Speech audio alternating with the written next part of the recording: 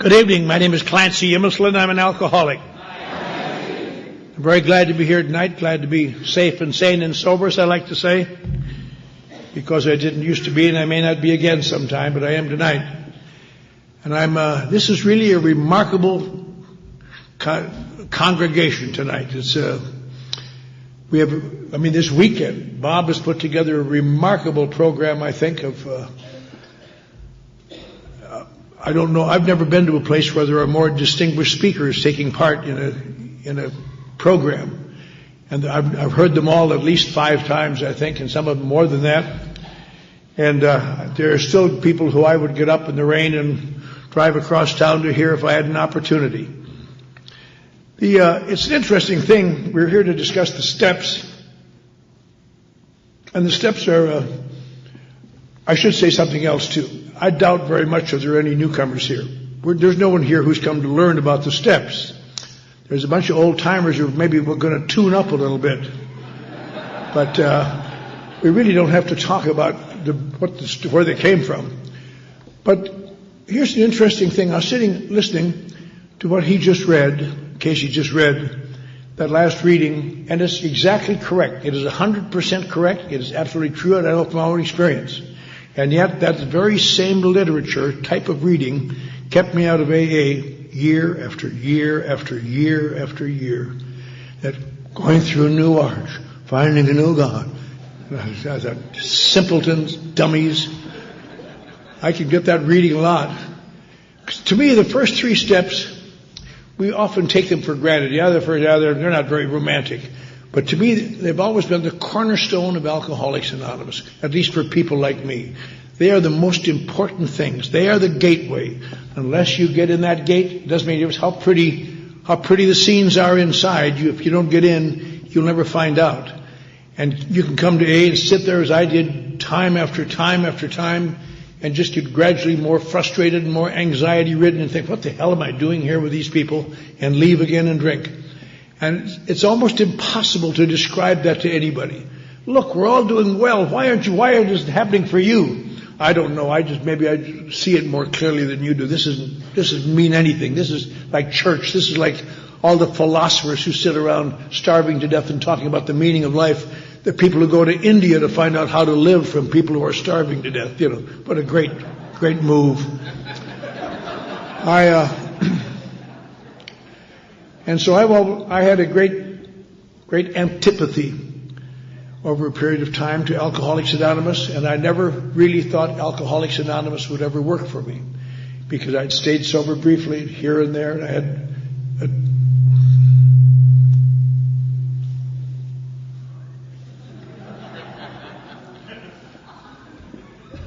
we had that set up to indicate my infallibility. But I think that the first 3 steps are the most difficult to accept for people like me. And I know there's a lot of people like me, because I've worked with a lot of people like me over the years who came to AA. And there are some people who come to AA and the first 3 steps are quite clear. Yes, I belong here. Alcohol, my problem, and I have a problem not drinking, and there's a power here that I can return to, and it's going to be wonderful, and I'm going to turn my life over to God, and they flourish. But there are 10 times as many who fight it and can't make it. They maybe eventually, some of them make it, but most of them don't. And we can hype each other all we want to about how big AA is, how wonderful it's become. But you and I both know on the front lines, it's still as great a battle. Everyone has to be converted, and a lot of people don't wish to be converted. The wisdom is there, but when I go to work every morning, I get up in a house out by the ocean in Los Angeles, and I drive downtown, and I park in the basement of where I work, and I walk around the building, and I step over the bodies of men, women, and children dying from alcoholism and drug addiction and craziness and abandonment. And I have an answer that will solve their problem, and they decline to accept it. And it used to make me crazy. Why can't you accept this? Then I had to remember, why didn't I accept it? Because I was unwilling to take actions I did not believe in, that I thought were stupid. And that is the number 1 cause of death from alcoholism, as far as I can tell. I know you mean well when you give me this information, But you don't understand. My case is different. My problem is not alcohol. I can't return to God. There's nothing here that's very nice. It's nice, but it doesn't help me. And so as a result of that, as most of you know, you've heard me talk, the day came when I was thrown out of the front door of a Skid Row, Michigan, downtown Los Angeles, and I stood at the street corner with my bleeding and sick and desperate, no clothes. I'd lost my clothes. I'd lost my ID. I'd lost everything. I couldn't think of anyone in America who would accept a phone call from me except my mother, and my stepfather would not allow her to talk to me. And I had a terrible feeling. It's a terrible feeling when you realize there's no friendly direction. I'll tell you, that's a frightening thing. And it's raining, and I was cold and sick. But one of the things I'd learned about in the almost 10 years I'd slipped around AA and went and left and went and left and went and left, is that I learned one thing. Whenever you look terrible, there's only one place really that'll accept you, and that's an AA club. It's the only place in the world where the worse you look, the more they like it, you know. Oh, this one's mine, Jim. And so I found out where the AA club was, and it turned out I didn't know where it was. I found later, when I counted some years later, it was 7.5 miles away, through the rain, through Wilshire Boulevard, long walk. And I just walked, and I'm sure some of the people in this room have done that, made that terrible discovery. When there's no one to call on, you have to do what you have to do, no matter whether you can or not. You have to do it. And I got to this club, and I hung around there, and it was dreadful, and I wound up as better. That first night I was there, they had a meeting, and I had stayed out of sight, and I had about 4 pounds of cake because I could chew that. And then they had a meeting on gratitude, and I almost vomited it up again. And just was dreadful. I wound up living in the back seat of an abandoned car at the end of the AA club parking lot. A guy named Joe Quinn had left a 49 Merc there the summer before and let me sleep in that. The club did. And the manager of the club, a guy named John Sullivan, said, you know, kid, you're supposed to be a member to come in here during the day. On weekends you can come in all day, but on Monday and Friday you have to be a member. But you're such a mess, you'll die out there in that rain. He says, but your rules are this: you can't ask anybody for money, and you can't make any more of your smart, nasty remarks, and you got to go to a meeting every night, or else you can't. And that was really dreadful, because I felt, God, I've been to meetings and all these success stories, and I came through the golden archway, and God, I wish I were stupid. I wish I could. Why have I been cursed with intelligence? And I remember lying in that abandoned car at night, still rain day after day, and I was cold and sick. My mouth was bleeding, and I remember thinking, maybe I'm dead. Maybe this is what hell is. Maybe hell isn't fire and brimstone. Maybe it's just being sick and cold, and your mouth hurts, and everywhere you go behind you, you hear people laughing and ridiculing you, and there's nothing you can do about it except just keep moving. That's a terror. And I had no idea that would be my sobriety time. I didn't intend for it to be. I didn't want it to be. I had no intention of becoming sober, staying sober. I just wanted to live another day to see if I could get out of there when it stopped raining. And I thought about it many times. What would create? I had no desire to stay sober. I mean, I would like to be comfortable, but I hate pain. But to me, sobriety does not indicate comfort. I stayed sober once because I was in jail one night. I went to jail a lot overnight. I'm never a big felon like some of the speakers here. Sandy Beach and that crowd.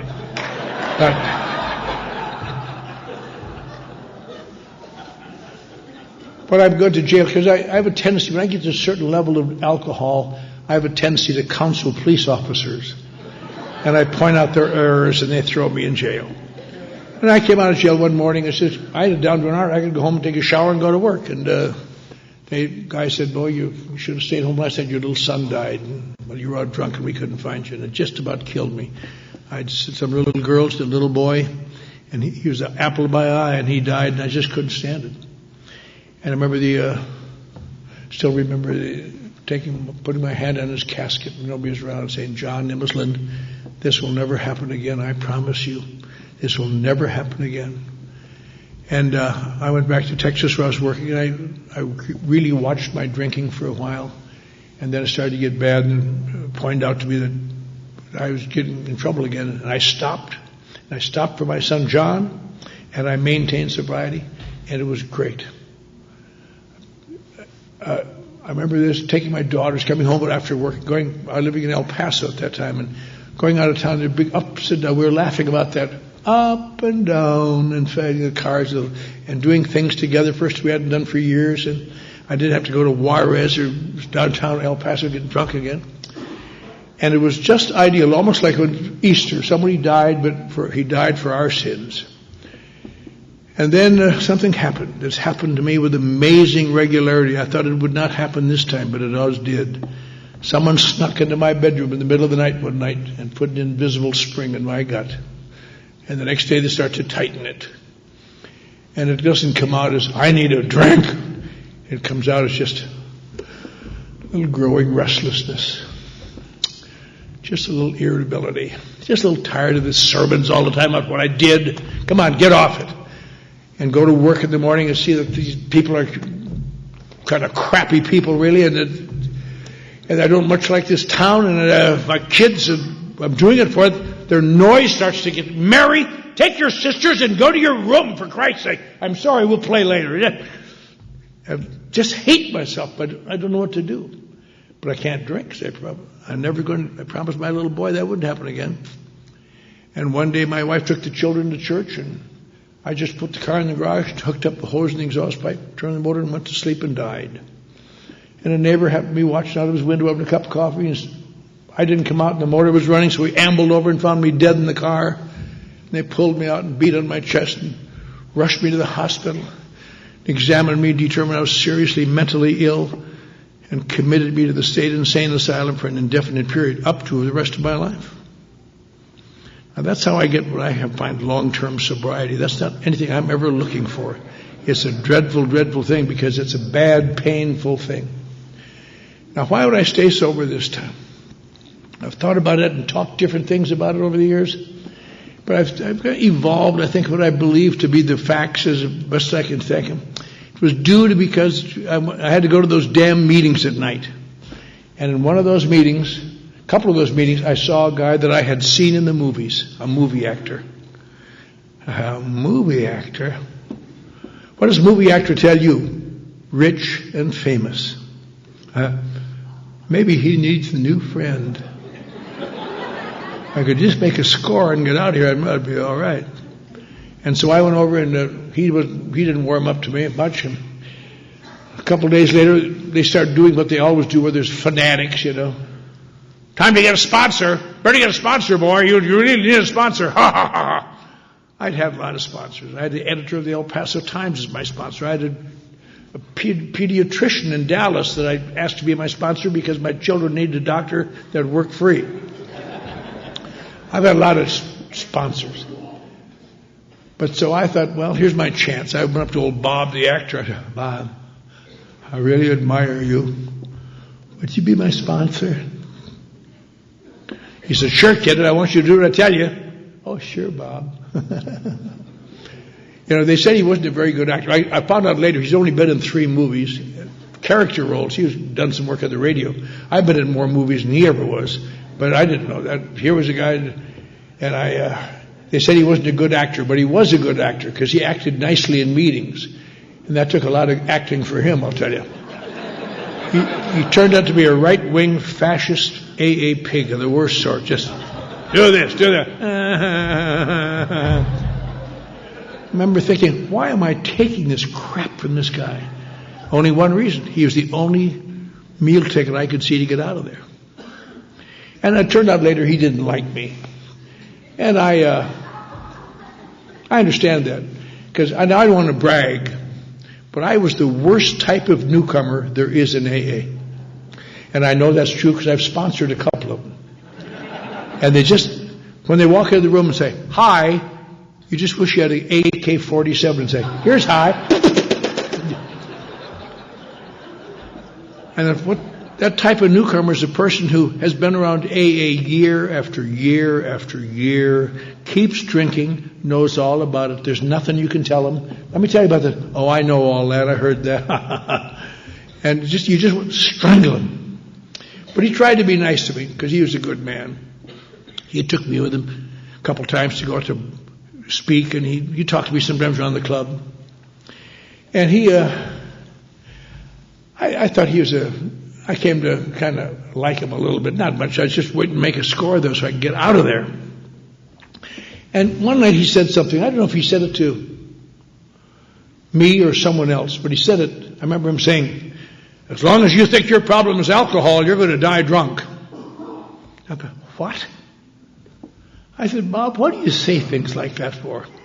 It's embarrassing to me. I mean, you're my sponsor. You're supposed to talk smart. Of course the problem is alcohol. Everybody knows that."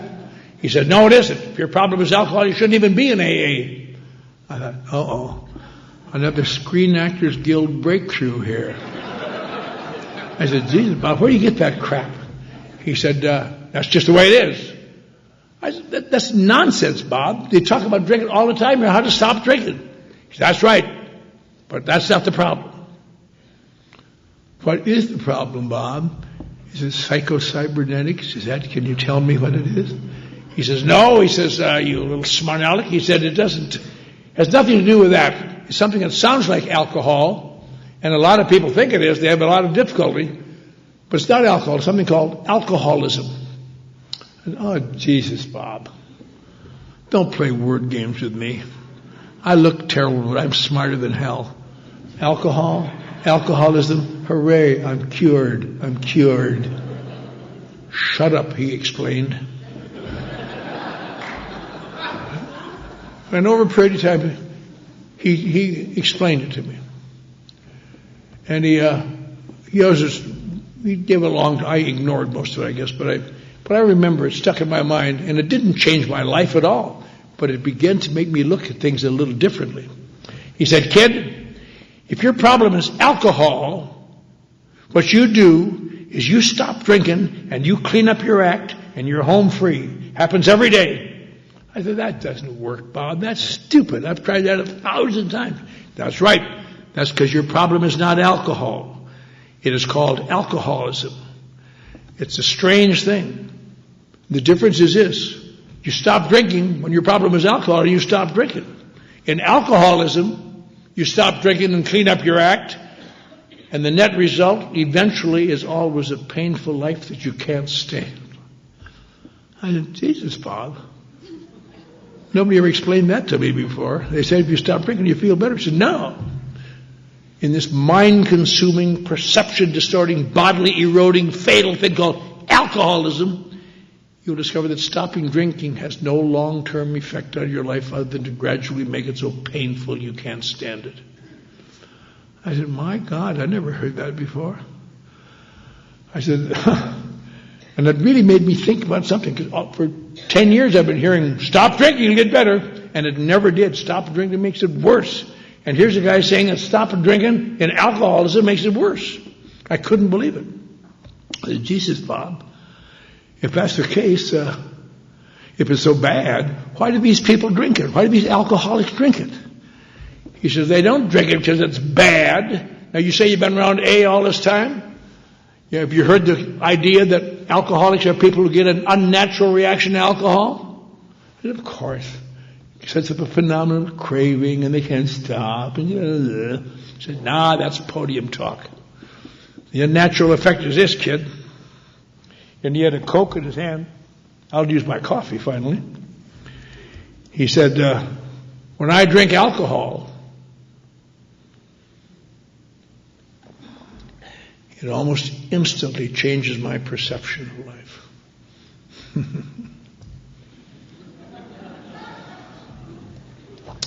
"When I have a few drinks, it almost instantly changes my relationship to the world around me. When I have a few drinks, it almost instantly makes me taller and more self-contained, and them smaller and less threatening."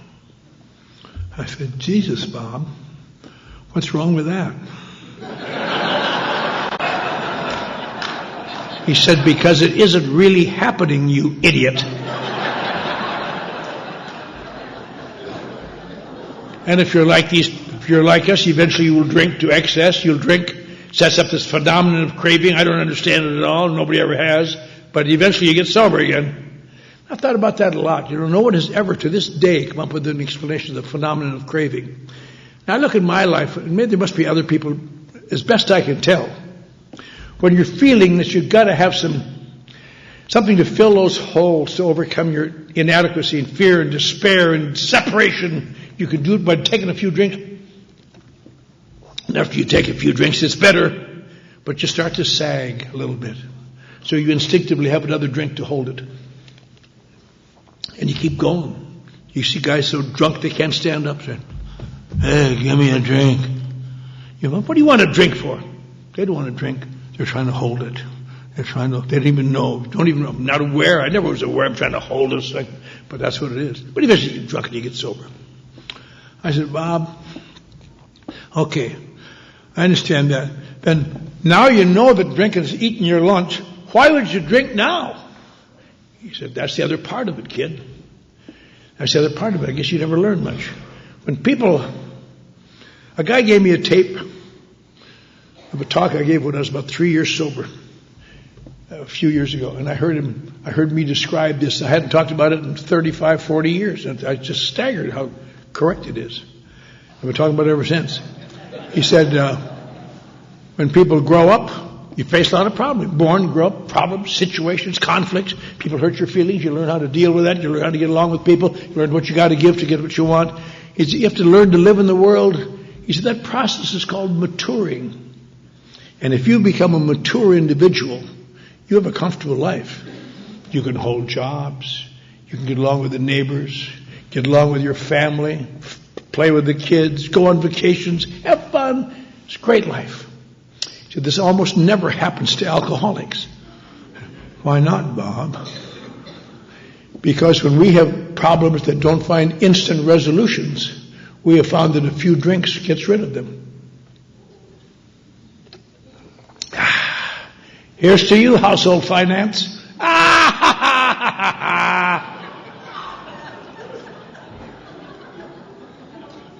Here's to you, bitch. I never liked you anyway.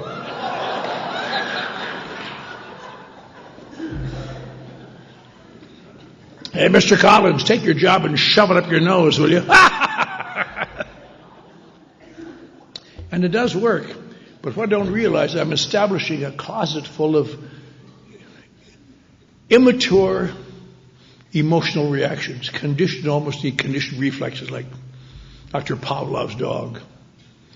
And we call them alcoholic emotions. They are childish emotions.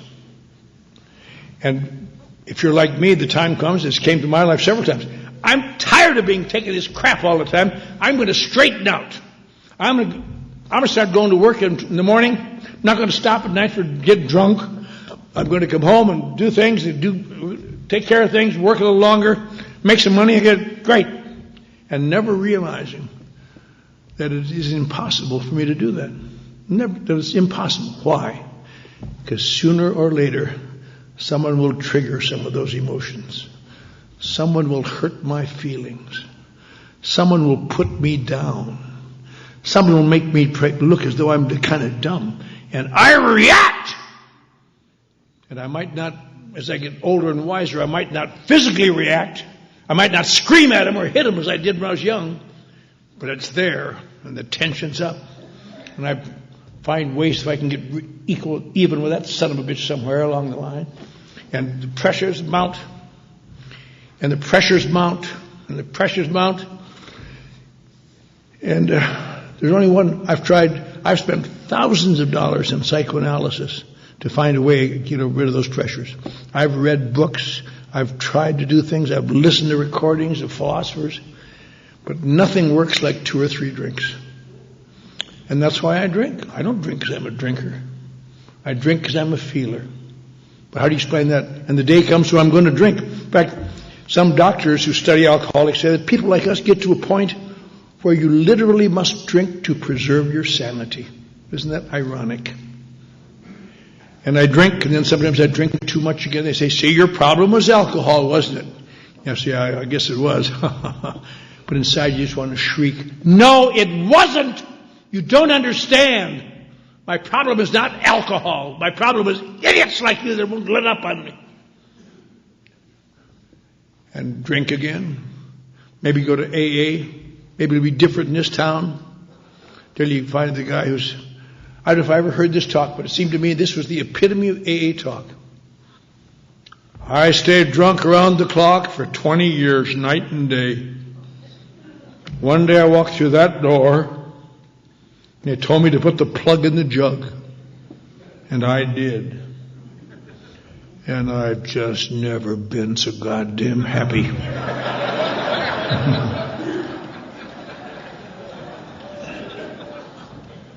Either that or it's a religious preachment.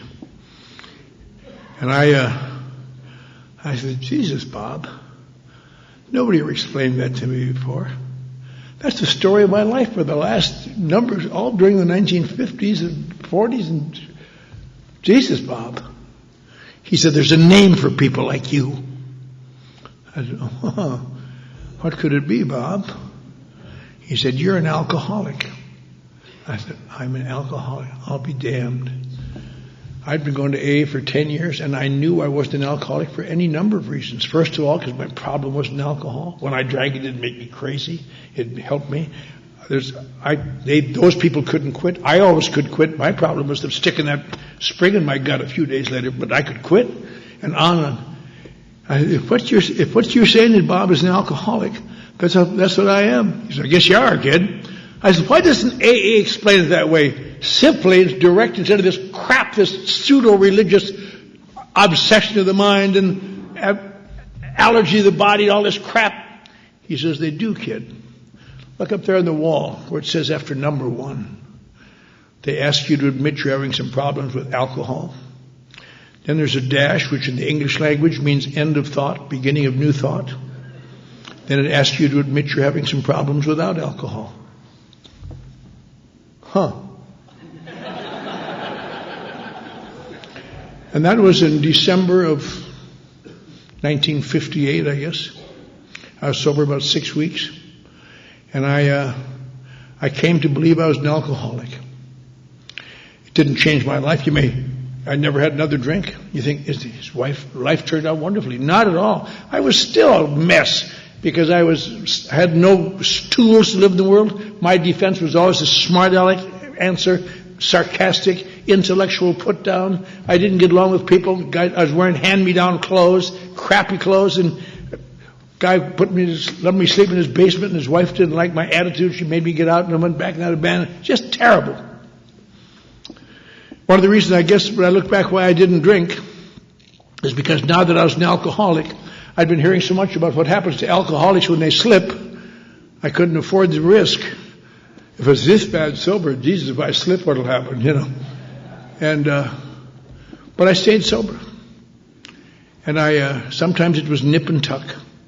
An analogy I remember thinking years ago, in the early days of aircraft, these old guys would be up in their planes and they'd be flying around, and the one thing that was undoubtedly fatal was the tailspin. When they got into a tailspin, I'll let the pilot talk about it if I'm wrong, but they got into a tailspin and they would pull back that stick and try to pull back and just boom. And one day outside of Washington, some young army pilot got into a tailspin. And he tried to pull the stick back and he couldn't pull out of it, and he thought, I might as well just die quick. And he pushed the stick forward, which would make you dive even faster. And that day they discovered that's how you come out of a tailspin. You come out the other side. It's still the way they do it in airplanes. And even after that, there were still people dying in wrecks because, they say put the stick forward. I haven't got time for philosophy. I want to pull the son of a bitch back, Boom. But eventually everybody got to know it. And that's the way my life was sometimes. Has been several times, especially my early sobriety, where I knew the answer, but I knew I had to pull my answer. I'd do, and eventually push the stick forward. I've come out of those with grass stains on the top of my head, boy. And back at the meeting the next week, explaining to people, asking them why they don't do what we do to stay sober. But I stayed sober. My sponsor made me get little jobs. I had some little jobs. I got fired, and I had smart aleck attitudes. But I remember one thing that saved me a lot of money.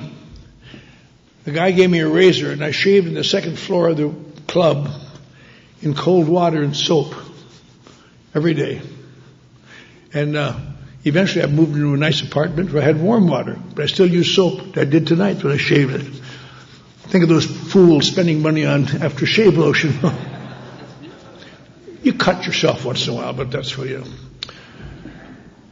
But the problem was this. The first step, for some people who could accept it, for people like me, it was such an enormous thing to understand. They're not saying your problem is alcohol.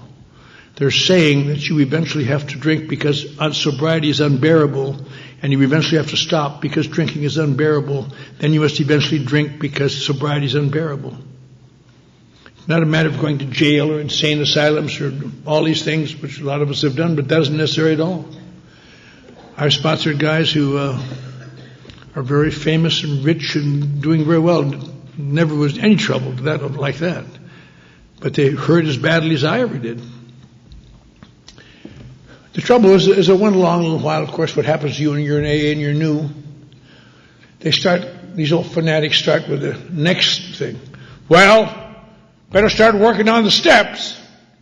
Jesus. I had to tell Bob, I can't return to God, Bob.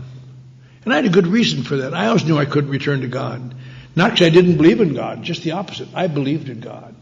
I was raised as a God-fearing little boy in Eau Claire, Wisconsin. I know where God lives. He slowly circles the Our Savior's Lutheran Church in Eau Claire, Wisconsin. Gives it to sinners, pow! Catholics, pow! And I had become one and married the other. And it was just... And at first, when I first started going there, I didn't think much about it, but the last time I got sober, I thought about it. Because I've broken all 10 commandments now. I've broken all 10. And no matter how you slice it, there's no way coming back from that. If God exists, I am damned. And you can talk to your blue in the face and tell me all sorts of hyperbole, but that is exactly the way it is. It's like Hitler said, you give me their minds till they're 12. And there'll be a part of them that's going to be Nazi as long as they live. That branding. And sometimes I like AA, but when I start talking about God and all this wonderful things that happen with God as they read tonight, I don't want to hear that crap. Why do they spoil AA with all that crap? And I explained to Bob, I can't return to God. I wish I could, but I can't. He says, nothing in AA says you have to return to God. Oh, to a power greater than myself, Bob. Does that fool the other boys and girls? It doesn't fool me. You know damn well who that is. He says, it doesn't say that. Why don't you read it? Came to believe. Nothing in AA ever asks you to return to anything, because you're going back into sickness if you do that. We're trying to pull you out of it. You come to believe in something.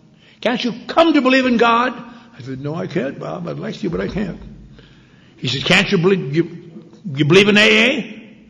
I said, no, I like it better than I used to, but not much. He says, you think I'm doing better than you are? I said, of course you are, Bob. He said, congratulations, I'm your new higher power. And he became my higher power. And I could accept that, because he couldn't send me to hell. He tried. I remember around the club, people say, there's that crazy bastard thinks his sponsor's God. I didn't think he was a God, but I'll tell you what happened. In my early days of sobriety, it was so painful. I'd get these little jobs, and I'd lose them, and I'd get these, and I felt so bad and so inadequate and so terrible so much of the time that I did something I had never done before. I'd never sunk to this before. I began telling Bob when I really felt bad how weak I really was, that I really was nothing. Behind my facade, I was nothing. I was weak. Strong people don't mind admitting their weaknesses, but weak people hate to admit it, because that's all you got. You're seeing nothing, pal. And he never once ridiculed me or laughed at me or joked or made fun of me. Didn't talk about me to others that I know of. And a strange thing happened in those first months, I guess. Somehow in my mind, I began to think, Jesus, Bob seems to know how I feel. And I had never known someone who I believed knew how I felt. My dad said he did. My doctor said he did. My psychiatrist, my minister, a lot of people. Oh, we know how you feel. But it doesn't take long to discover they don't know how you feel at all. You have to say thanks, but you just want to get your hands off me. Now, what's so important about having somebody that knows how you feel? And it gets down to this, for people like me. Everyone in this room has had enough advice to last them 10,000 years. People give us advice unasked for. Here's what I think you ought to do. You get so much, you just learn to shine them on. Yeah. Oh, thanks a lot. That really is important. I'll try that. Get out of here, you. But if you can find somebody that you believe knows how you feel, that advice is transformed into meaningful information. And you may find yourself doing things you would never do if anyone else in the world said them.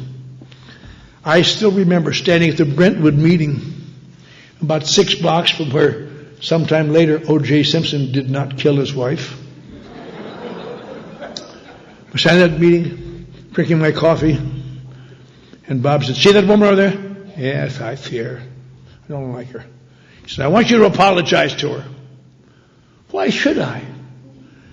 "Someone told me at the Monday night meeting at the club you called her a bitch."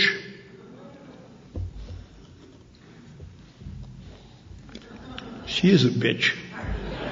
"Why do you think she's a bitch?" "She told her new girl to stay away from me." "Well, she's right. You apologize." I can't think of a person in the world who would have told me that I wouldn't have said, "Screw you." Over there and abase myself to that old bag so she can go around tell all her friends how she made me into nothing so she can laugh at me and ridicule me some more. That old beast. I'd rather die. But someone who believed knew how I felt told me that.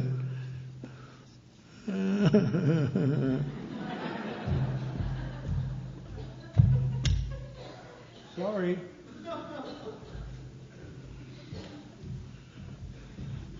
You bitch. I understand that you're thinking about quitting your job. Jesus, Bob, you got me stuffing envelopes for $1.09 an hour. I used to be something. I'm a good writer. He said, "Well, you stay on the job until you get a better job." "Bob, I can't stand it." "Well, then get a better job." "Understand you didn't go to the Friday night meeting." Jesus, Bob, it's a big clique. They're all well-to-do, and they laugh at people like me, and they ridicule me. 3 years ago, I wouldn't hire those people to mow my lawn, but they got me. They treat me like I'm a piece of crap. Well, maybe they know something you don't know. And on and on and on. And somehow, as a result, I look back, I thought it was just coincidence, but my perception seemed to get a little better. I didn't get any better, but the rest of the world shaped up little by little. Which I guess the point of A is to make the world shape up. And I began to do what he said. A little bit more without fighting in my mind. But that second step, in case there's anybody here, I doubt it, who still fights it, because there are parts of it to fight. There's something else that in that you come to believe it's okay to what? To restore me to sanity. Will you please define sanity for me? You can read 10 medical textbooks and they'll have 10 different definitions of sanity. What the hell is sanity? When I was in the nut house in that ward where the guy laughed all the time, he's never going to get out of that nut house till he stops laughing. He doesn't, because it makes you feel good. What is sanity? Well, it's hard to define. Insanity, however, is easy to define. When the mind is under sufficient conflict, so intense conflict, irremediable conflict, irresolvable conflict, it can't stand it.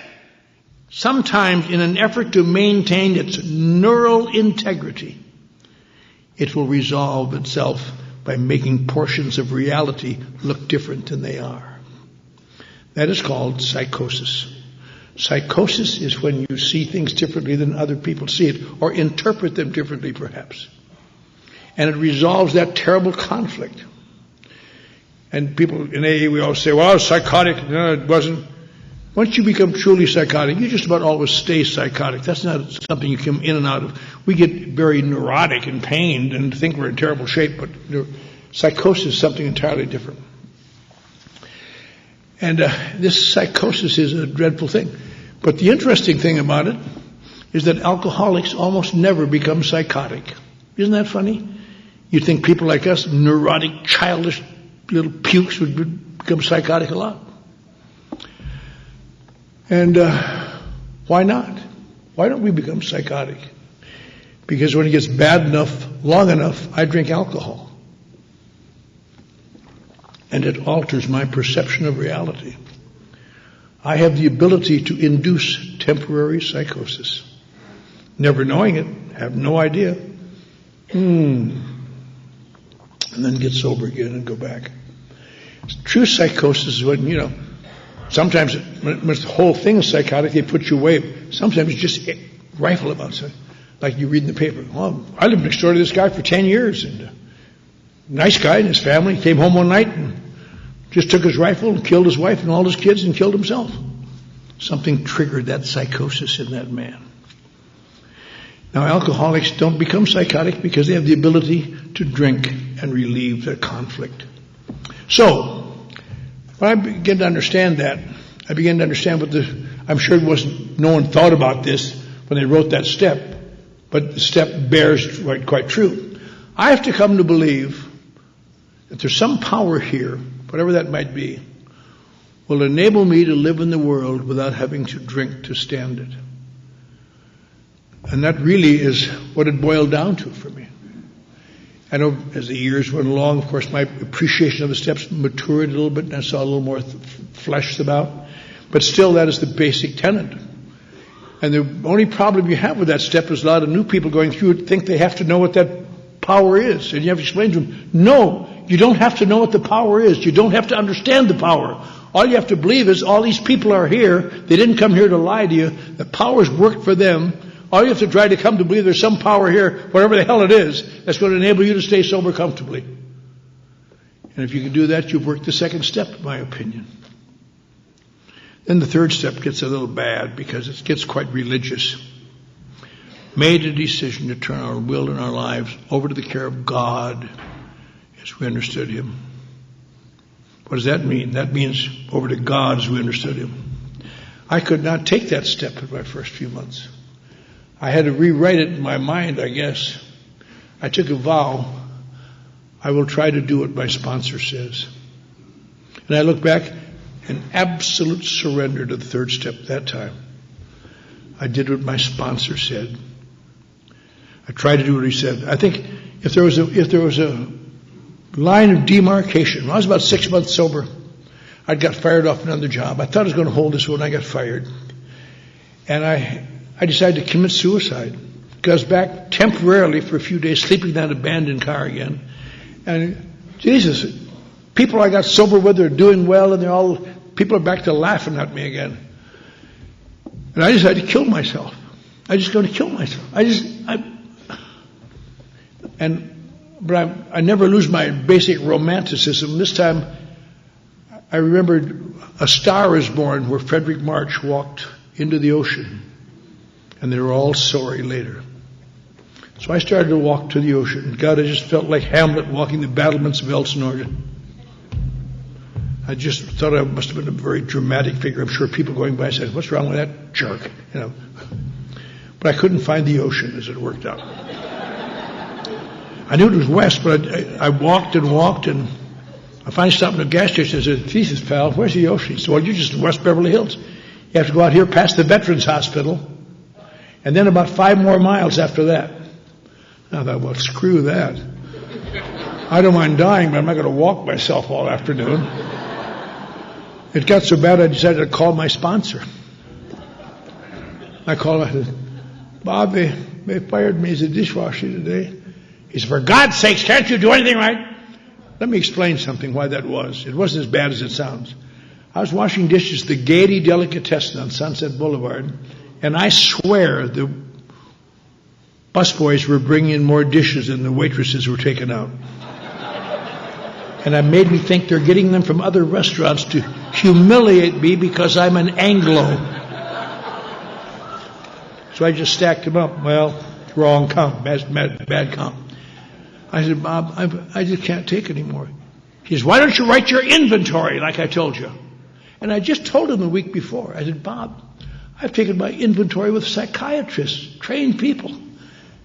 Why do I want to take my inventory with an out-of-work actor? What the hell is that going to do for me? That made him cross. Everything made him cross. Bob, I said, I know you mean well, but God, I'm a depressive by nature. I've spent my life, I've gone to terrible depressions, and writing down terrible negative things about myself just plunges me deeper into it. I just know that. That doesn't help me. I need something much beyond that. In my judgment, I need something to break me out of it. He said, in your judgment? Who cares about your judgment? You're living in the back seat of an abandoned car, for Christ's sake. If I wanted your judgment, I'd come down and put my head in the back window and ask you for it. He said, you're a loser. And I slammed that phone down. I came out of that phone booth, and I turned left, thank God. If I'd turned right, I'd have been in the ocean in 3 steps. I got to the A Club. I said, Sullivan, give me some paper. I'm going to write my inventory. And he gave me some paper. I wrote terrible things. I never would tell the psychiatrist these things. People say, why don't you tell your psychiatrist? Because when you're paying that kind of money, you can't risk rejection. That's why you don't tell your psychiatrist. I don't want some little wussy to say to me, you did what, sir? Get out of my office. But first of all, wash off that chair, will you? You know. And I wrote this terrible stuff. I just vomited on the paper. I got done. I felt a little better. At least I proved writing an inventory didn't work. And I jammed it under the back seat of the car, and a couple of days later, I said, well, you're going to take your inventory today. I don't think I really am. I'm feeling a little better, Bob. I won't need to take it quite yet. I'm working on a job application, and he said, oh, shut up. I'm coming down. He got in the car, and he drove from Santa Monica to Oxnard. He gave me a flashlight, and I read this stuff. Oh, God.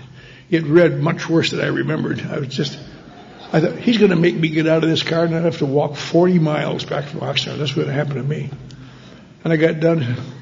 Well, that's all, Bob. He says, you're sure you're done? That's the best thing you've done since you got sober, kid. And I said, thought it was. But I've taken that same trip over 200 times since then, up that road with some other little puke over there with the flashlight. Some in this room. And you'd think you'd hear all sorts of, they're all the same. They're all the same. Good inventories. I mean, the specifics vary all over the lot. But always that sense of inadequacy and despair and guilt and resentment, all those things that mount up and make us so equal all over the world. And it's just an amazing, amazing thing. You begin to understand, my God, that's what A is about. It's dealing with people who are alike at that level. But you got to get to that level to find out. And if you don't get those first 3 steps, I'll tell you. And so over a period of time, I remember these steps, and I've made amends to people. I've flown across the country to make amends to people. Flew to Texas one time for one of my ex-employers where I'd really burned him off. I said, I've come to make amends to you. He said, what for? About time. He said, what time? I said, well, I'm an alcoholic, and I was in Alcoholics Anonymous. He said, you're not an alcoholic. I said, what do you think made me do those things? He said, because you're a son of a bitch. And I almost went over the desk and throttled him. I thought, no, I'll have to explain that to my sponsor. But some funny thing, I'm sure that you'll hear when Kent gets around talking to step 9, how beneficial, what a great miracle happens there. But I've done all these things, and I've tried to help others from time to time with varying degrees of success.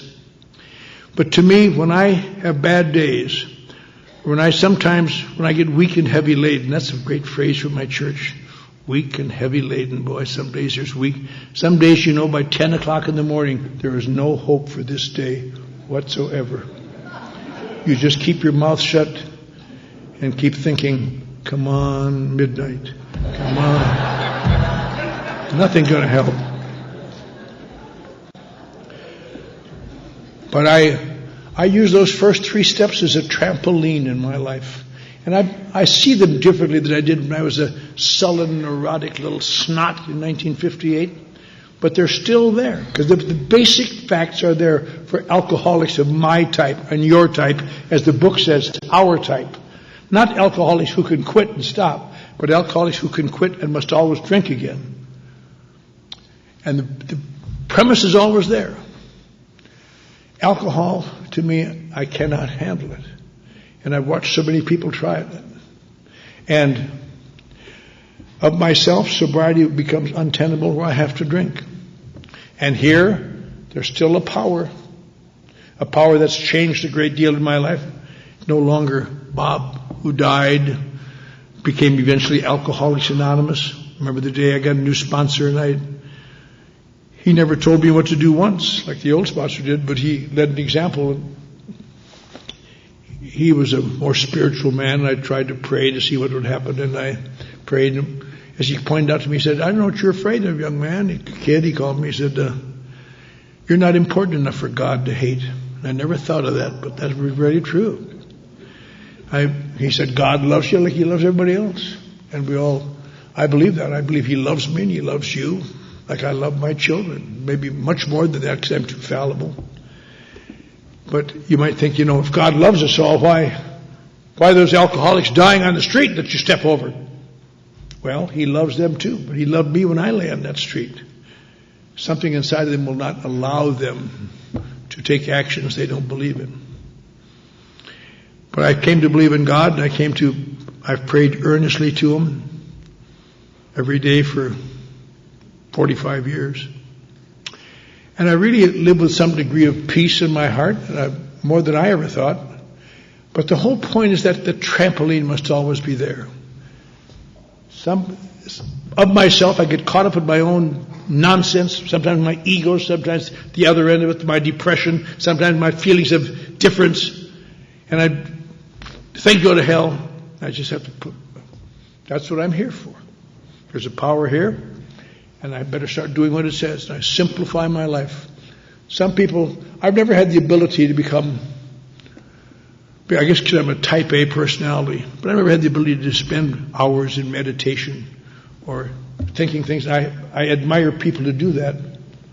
I have a thing in my office that's very good. It says, most of you have heard that thing. It's about, "Dear God, I have no idea where I'm going. I do not see the road ahead of me." And I think the man who wrote that, Merton, had just spent 13 years in the Gethsemane monastery in silence, pondering God's will.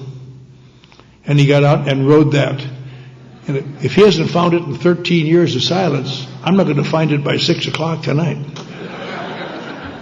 So I have to go by conditioned influence. One of the great things, of course, that's good about AA is when you work with people, you sometimes have a tendency to act better. It's like teaching your kids to drive. You never drive any better in your life than when you teach your kids to drive. I stop, go to lunch. Better watch out, the light is yellow. If he wasn't there, I'd be across the street eating by now. But the whole summation of it is, I'm looking forward to this weekend because these steps are the things that make alcoholism, first of all, bearable, tenable, one day preferable to drinking. Who could believe such a miracle? And all because somewhere along the line, each of us have accepted the fact that I can't drink and I can't stay sober.